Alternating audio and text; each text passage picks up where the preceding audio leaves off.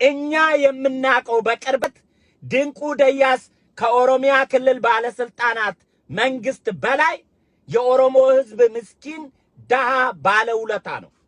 ይህን ሰውዬ በምን ሞራል ነው ኦሮሞን ሰረቀ፣ ኦሮሞን ዘረፈ፣ ኦሮሞን አጭበረበረ ልንለው አንችልም። የተለያዩ ችግሮች ሊኖሩ ይችላሉ። ማኔጅመንት ነው የሚያስተዳድረው።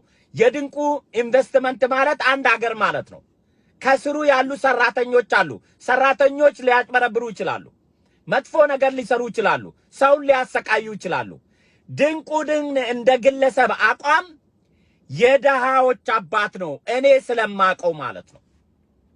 ኤችአይቪ ኤድስ ላይ መንግስት ዞር ብሎ በማያየው ሰዓት ህፃናቶች ያስተምር ነበረ። ድንቁ ደያስ ከኛ ተቀብሎ ሄደን በስልክ ለምነን ጋይ ድንቁ አንድ እናቷ የሞተችበት ልጅ ትምህርት ልናቋርጥ ፊዳ ገልቻ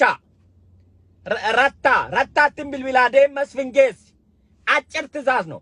ደም ይመዘገብ ሲስ የማናት ዶኩሜንት አላት በኤችአይቪ ሞተች ብሎ እንኳን አይጠይቀንም። ይሄን ሰው እውነቱን መሰክርለታለሁ። የፖለቲካ አመለካከታችሁን የፖለቲካ ጋርቤጃችሁን ወደዛ ይዛችሁት ሂዱ። አላሙዲን እኮ ከኦሮሚያ ክልል ወርቅ ዘርፎ የሚያለማው ሌላ ቦታ ላይ የነበረው ድንቁ ደያስ ከኦሮሞ ሰርቆ ኦሮሞን እንጂ የረዳው ቢሰርቅ መቀሌ ወስዶ ወይም ሱዝ ባንክ ወስዶ ወይም ውጪ እኮ ብሩን አላጠራቀመም። ምን አደረገው? ለአንድ እንጀራው ድንቁ ደያስ የአባቱ ውርስ ብቻ ይበቃው ነበር። የአባቱ ሀብት ብር ሲቀየር አዳማ ላይ የብር ለውጥ በነበረ ጊዜ የድንቁ ደያስ አባት ሀብት እኮ አንድ ቀን ሙሉ አዳማ የኢትዮጵያ ንግድ ባንክ ተዘግቶ ሲቆጠር የዋለ የመሰረቱ የሀብታም ልጅ ነው።